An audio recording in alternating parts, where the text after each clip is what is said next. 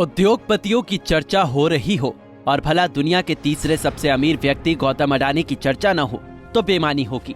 Adani group के chairman Gautam Adani की चर्चा भारत ही नहीं बल्कि पूरी दुनिया में हो रही है। लेकिन क्या आप गौतम अडानी के उस सच को जानते हैं जब अडानी का अपहरण हुआ था? जब 90 के दशक में गौतम अडानी 26/11 हमले में मुंबई के ताज होटल के अंदर फंस गए थे। 2 बार मौत को करीब से देखने वाले गौतम अडानी ने एक निजी चैनल को दिए इंटरव्यू में अपनी जिंदगी से जुड़े कई सारे राज बताए हैं। जब गौतम अडानी का हुआ था अपहरण, एक निजी चैनल को दिए गए इंटरव्यू के दौरान गौतम अडानी ने कहा, उन्होंने अपनी जिंदगी में 2 बार मौत को बेहद करीब से देखा है। बुरे वक्त को भूल जाना ही अच्छा होता है। मैं हर परिस्थिति में अपने आप को ढाल लेता हूँ। जिस दिन किडनैप हुआ उसके अगले दिन ही मुझे छोड़ दिया गया था, लेकिन जिस रात को मेरा अपहरण हुआ था उस रात को भी मैं चैन से सोया था, क्योंकि जो चीजें हाथ में नहीं है उस पर ज्यादा परेशान होने से कोई फायदा नहीं मिलता है। मेरा मानना है कि किसी को भी उस बात की चिंता नहीं करनी चाहिए जो कि उनके हाथ में नहीं है। नियति अपने आप तय करेगी।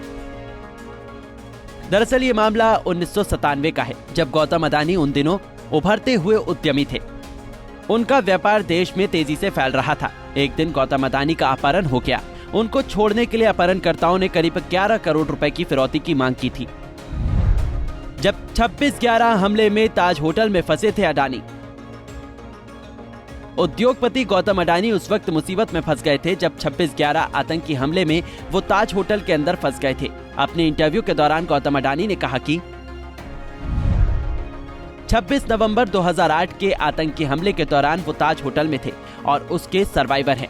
वो दुबई से आए एक दोस्त के साथ डिनर के लिए ताज होटल में गए थे। उनकी आंखों के सामने आतंकवादी गोलियां बरसा रहे थे। होटल में डिनर के बाद बिल पे करके बाहर निकलने ही वाला था कि आतंकी हमले खबर मिली और फिर रात भर दहशत में बीता। अगर चंद मिनट पहले निकल जाते तो शायद कुछ बुरा हो सकता था। पूरी रात मैं ताज होटल में फंसा था।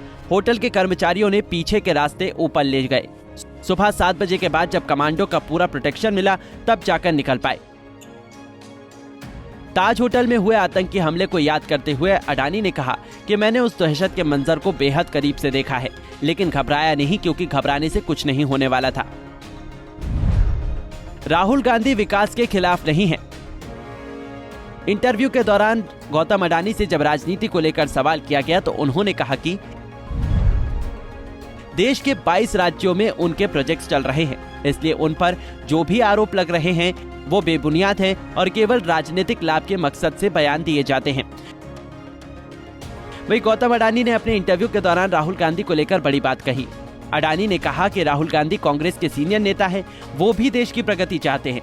भले ही आवेश में आकर वो कुछ भी बोलते, लेकिन वो विकास के खिलाफ नहीं है।